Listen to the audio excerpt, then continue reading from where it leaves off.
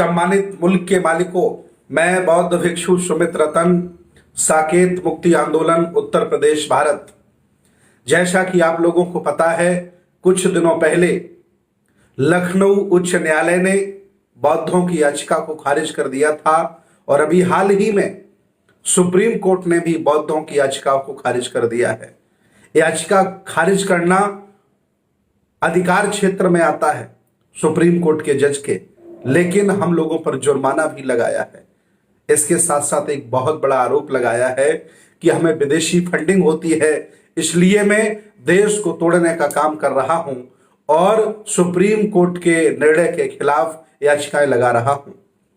यह बहुत बड़ा अपमान है, देश भारत के सभी बौद्धों का यह बहुत बड़ा अपमान है। मैं आपको जानकारी दे दूं, अरुण मिश्रा के नेतृत्व में जो न्यायाधीश सुप्रीम कोर्ट हैं, आदरणीय चीफ जस्टिस मुरारी जी और गवई साहब, ये उनके साथ थे। 3 जजों की बेंच ने हमें डिसमिस किया और हम पर आरोप लगाए और हमें जुर्माना भी सुनाया। एक सूचना विशेष ये है कि अरुण मिश्रा जी 1 महीने के अंदर रिटायरमेंट हो रहे हैं।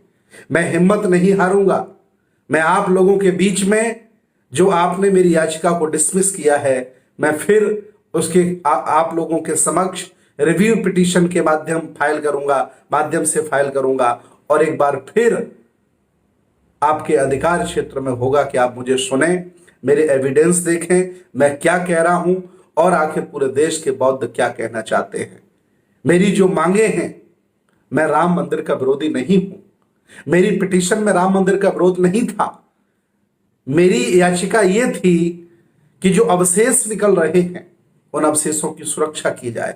अधिनियम बना है 1958, अधिनियम बना है 1972, उसके तहत जो अवशेष निकल रहे हैं, पूरा अवशेष उनकी सुरक्षा की जाए, ये सरकार की जिम्मेदारी है। और उनकी सुरक्षा के लिए एक वहां पर म्यूजियम संग्रहालय बनाया जाए, उसे राष्ट्रीय धरोहर घोषित किया जाए। मेरी मांगे चातुर्य बड़ व्यवस्था के बिल्कुल खिलाफ नहीं थी, मैं तो सही बात कह रहा था, लेकिन आपने मुझे अलग नजरिए से देखा और हम पर आरोप लगा दिए, हम पर जुर्माना लगा दिए।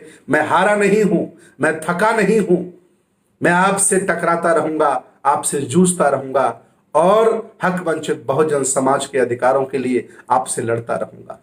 देश मेरा है, बनाया देश हमने है। ये हम लोगों का ये कह सकते हैं कि एक बहुत बड़ा ड्रॉबैक है कि हम लोग इकट्ठे नहीं हैं, इसलिए चुल्लू भर लोग आज हम पर शासन कर रहे हैं। आर पार की लड़ाई हम आपसे लड़ेंगे, सामाजिक क्षेत्र में, धार्मिक क्षेत्र में, राजनीतिक क्षेत्र में, कहीं भी हम आप लोगों से लड़ते रहेंगे और अपने हकों के लिए आवाज उठाते रहेंगे। मैं फिर आपके रिटायरमेंट होने के बाद आदरणीय जज साहब, मैं रिव्यू पिटीशन फाइल करने के लिए आ रहा हूं। बहुत बहुत धन्यवाद।